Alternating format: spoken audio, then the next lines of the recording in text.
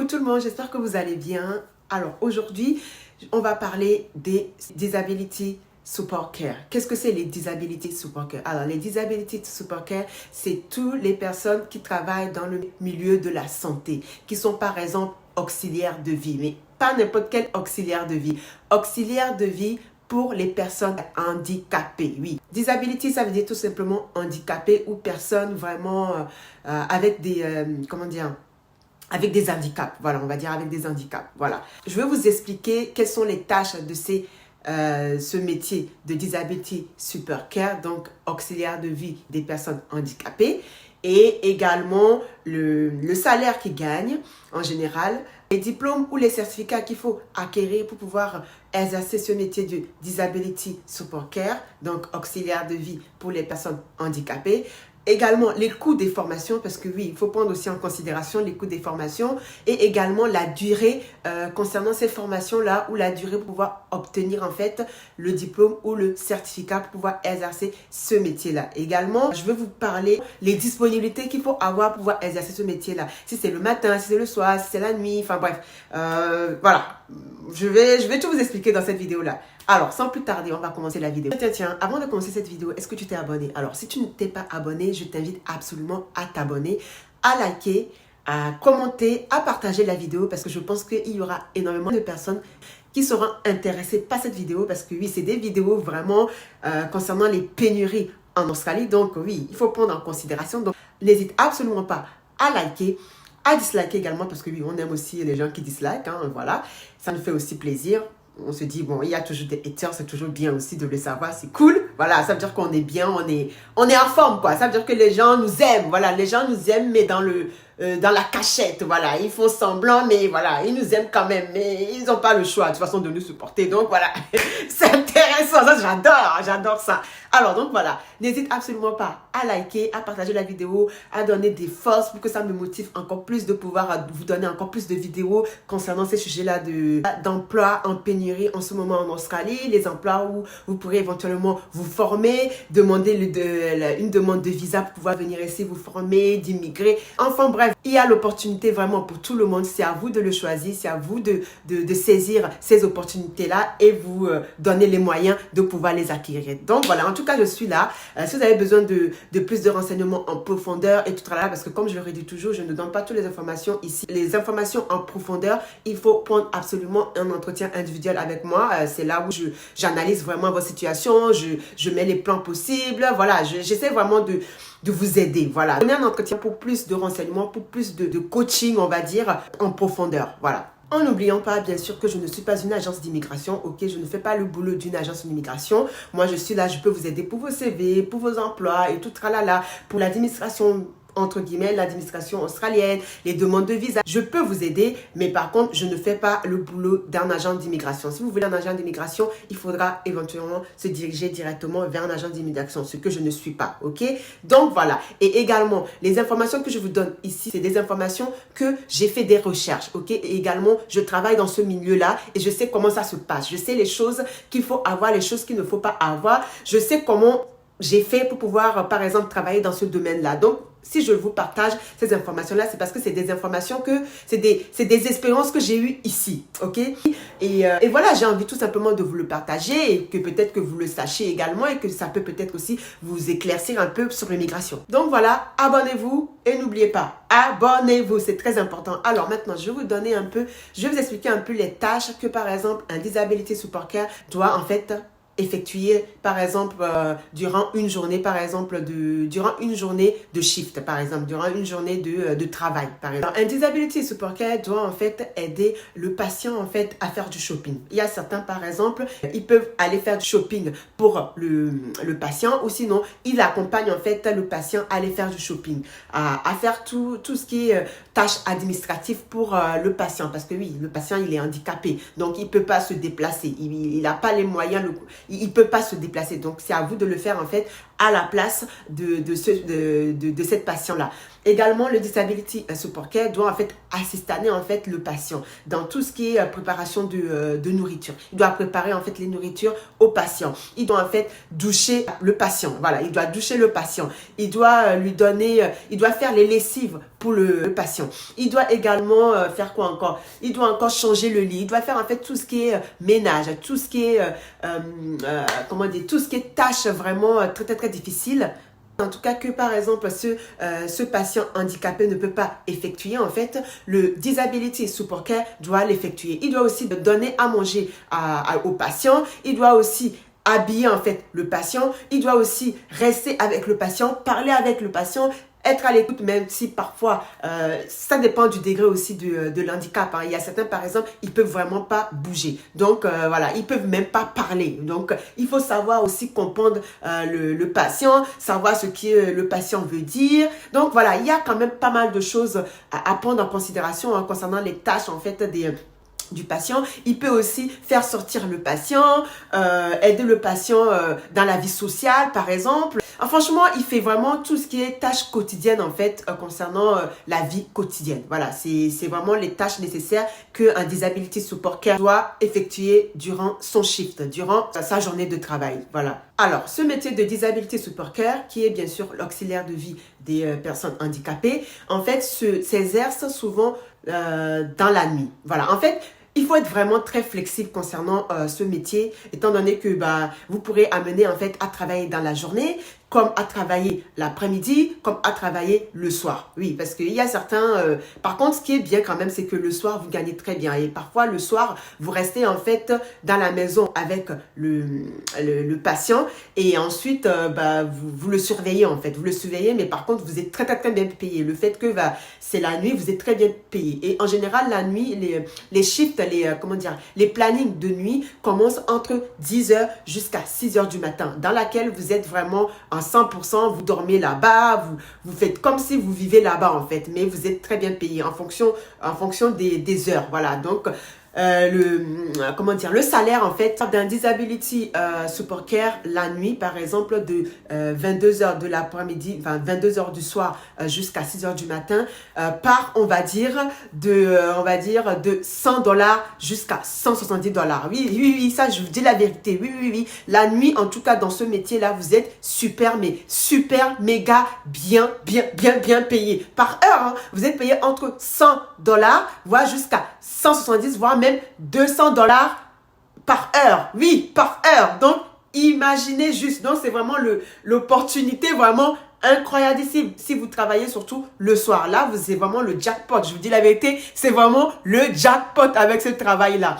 Ensuite, comme je vous dis, hein, bien sûr, il faut être flexible. Ça dépend, il faut être vraiment disponible, on va dire 24 heures sur 24. Ça, par contre, oui, il faut être disponible, on va dire 24 heures sur 24. C'est très important. Mais en règle générale, vous êtes payé, on va dire, entre 28 jusqu'à, on va dire, $80 par heure. Voilà, ça dépend vraiment, ça dépend si vous avez de l'expérience ou pas. Ça dépend de beaucoup de choses. Et ensuite, par semaine, ça peut partir...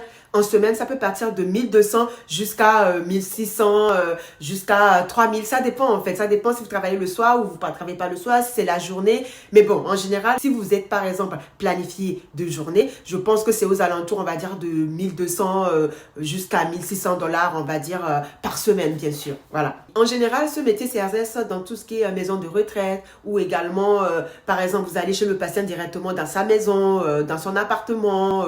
Il y a quoi encore? Il y a aussi des maisons, on va dire, vraiment spécialisées que pour les handicapés, par exemple. Oui. Pour exercer ce métier d'auxiliaire de vie aux personnes handicapées, il faut absolument, bien sûr, avoir le certificat 3. Voilà, le certificat 3, ça c'est vraiment primordial. Certificat 3 en disability, voilà, en disability. Ou encore avoir le certificat de social worker. Donc social worker, j'ai fait la vidéo la dernière fois, hein, c'est les travailleurs sociaux, voilà. Il faut aussi, pourquoi pas aussi avoir le diplôme de nursing. Bon, j'ai déjà fait des vidéos concernant le nursing. Il faut aussi, pourquoi pas aussi avoir un diplôme ou un certificat dans tout ce qui est health care.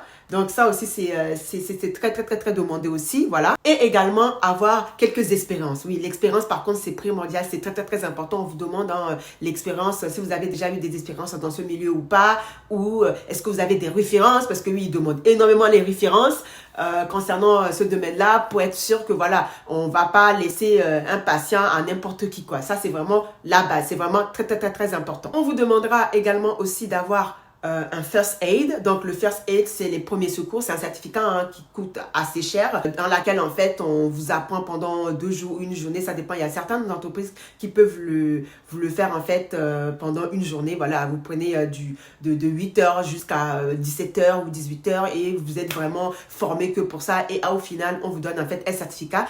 On vous demande aussi ce certificat-là, c'est très, très, très important. Avant de commencer même l'emploi de Disability Support Care, on vous demande, Support Worker, excusez-moi, on vous demande absolument d'avoir le First Aid, le NDIS. Le NDIS, je ne sais pas vraiment comment vous expliquer, mais c'est une assurance en fait concernant les personnes handicapées. Ça, c'est une assurance nationale, voilà. Ça englobe vraiment l'assurance nationale. Il faut absolument avoir ça. Il faut aussi avoir le permis. Ça, c'est très, très, très important. Le permis, c'est la base en fait. Il faut absolument avoir le permis, ça c'est clair. Parce qu'avec le permis de conduire et également une voiture, c'est très important. Il faut aussi avoir une voiture parce que avec cette voiture et le permis, vous pourrez en fait vous déplacer, aller voir directement les patients et voilà quoi. C'est voilà, d'autant plus que oui. Concernant la voiture, il faut aussi avoir l'assurance de la voiture, c'est très, très très important. On va vous demander tout ça. Hein. On vous demande également les vaccinations, si vous êtes vacciné ou pas, le CPR ou le COVID vaccination. On vous demande ça. On vous demande également le manual handling. Alors le manual handling, c'est tout simplement en fait c'est une formation que normalement toutes les entreprises doivent en fait vous fournir pendant que vous avez été recruté en fait. Et pendant cette formation là, on vous apprend comment en fait faire attention à vos dos, comment en fait manipuler en fait comment faire comment dire. Par exemple, les machines qu'il faut utiliser, comment manipuler en fait, comment dire, c'est tout ce qui concerne en fait la prévention, voilà, la prévention concernant la manipulation des machines, la manipulation des déplacements, en fait, voilà, des déplacements du patient et tout, tralala. Donc ça aussi, c'est très, très, très important. On vous demande également d'avoir un téléphone, parce qu'avec le téléphone, au cas où il y a un problème, vous pourrez appeler vos superviseurs, appeler par exemple les pompiers, appeler les hôpitaux et tout, tralala. Sachant qu'il y a une chose aussi à prendre en considération, il y a quand même pas mal d'avantages que je ne vais pas citer concernant ce métier-là, hein, parce que voilà, si je commence à citer tous les avantages, je pense qu'on n'en finira pas la vidéo aujourd'hui. Mais en tout cas, je vais vous citer une seule des avantages que je trouve c'est vraiment bien aussi. C'est concernant la distance en fait que vous parcourez concernant les patients. Voilà, on vous paye l'essence. Voilà, on vous paye l'essence des déplacements pour aller voir les patients. On vous paye également les horaires, voilà, les heures en supplémentaire et tout. Tralala, voilà, tout ça est vraiment payé en supplément. Donc, ça monte vite, hein, le salaire monte vite, quoi. Vous voyez ce que je veux dire? Alors, si vous voulez, par exemple, faire carrière dans le domaine de Disability Support Worker, il faut absolument que vous fassiez des cours, voilà, que vous fassiez en fait des formations. En général, les formations coûtent entre 100 000 $ jusqu'à 10 000 $. Ça dépend vraiment des centres de formation, étant donné que c'est des formations assez courtes quand même, c'est pas des formations super longues, à moins que vous voulez vraiment évoluer et ensuite devenir nurse ou devenir par exemple, je sais pas moi, social worker. Dans ce cas-là, oui, il va falloir payer de plus en plus. Ça peut évoluer très vite. Hein. Je connais des gens, par exemple, qui ont commencé avec le certificat 3 et qui ont eu les certificats 4, 5, 6, jusqu'à devenir nurse, ensuite registered nurse, et ensuite practitioner. Je ne sais pas si vous voyez un peu ce que je veux dire. Donc, voilà. En général, les formations, comme je vous dis, ça coûte entre 5 000 jusqu'à 10 000 $ pour le certificat 3, hein, seulement pour le certificat 3. La durée des formations, en général, on va dire, dure entre 1 an jusqu'à plus. Ça dépend vraiment de votre, ça dépend vraiment de la façon dont vous faites en fait votre formation. Si vous voulez une formation accélérée vraiment, donc il faut vous donner vraiment le moyen et ensuite il va vraiment faire rapidement, voilà. Ou sinon vous avez aussi ben ça dépend en fait, c'est vraiment de 1 an jusqu'à plus. Ça dépend de beaucoup de choses, ça dépend de l'assessment, parce que oui, il faut aussi, on va vous faire aussi des évaluations en fin de cette formation là. Cette évaluation là, il va falloir passer par quelqu'un qui est déjà sur le tas, qui travaille travaille déjà en tant que support care, qui a déjà son diplôme, c'est cette personne-là qui pourra vous former, en fait. Comment on dit, pas pour vous former, mais valider, en fait, valider votre évaluation. Je ne sais pas si vous comprenez ou pas. Bon, pour plus de renseignements, il faut prendre un entretien individuel parce que là, la vidéo va être trop longue, sérieusement. La vidéo est déjà trop longue, je trouve. Voilà, une chose également à prendre en considération, il faut absolument privilégier les États de Tasmanie, South Australia ou North Territory si vous voulez travailler dans ce domaine-là parce que c'est des États vraiment dans lesquels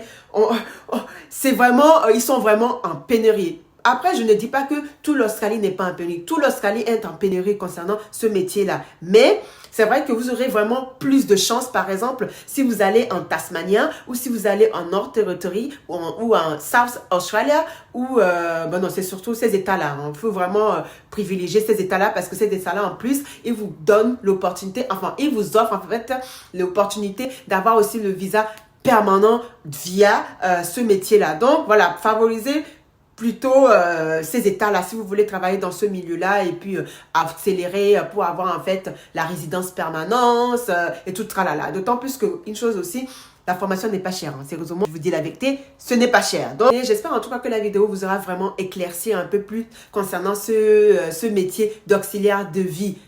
Pour les personnes handicapées, je précise bien. Il y a encore d'autres vidéos que je dois encore poster parce que oui, il y a différents métiers d'auxiliaire de vie, hein, comme je vous ai dit. Hein, il y a l'auxiliaire de vie des personnes âgées, l'auxiliaire de vie des personnes problèmes mentaux, auxiliaire de vie des personnes... Enfin bref, il y a différents types. Donc oui, je vais vous faire les vidéos concernant ces métiers-là. Donc restez connectés et bien sûr, likez vraiment pour montrer que vous êtes satisfait concernant la vidéo là. Et dislikez aussi, on aime bien aussi. Ça veut dire que vous êtes toujours là. Vous me supportez toujours. Même si vous ne voulez pas, vous me supportez toujours parce que vous me regardez, n'est-ce pas? Ah, oui, c'est comme ça, c'est la vie. On adore, on aime. Allez, je vous fais des gros bisous et je vous dis à la prochaine vidéo. Ciao, ciao.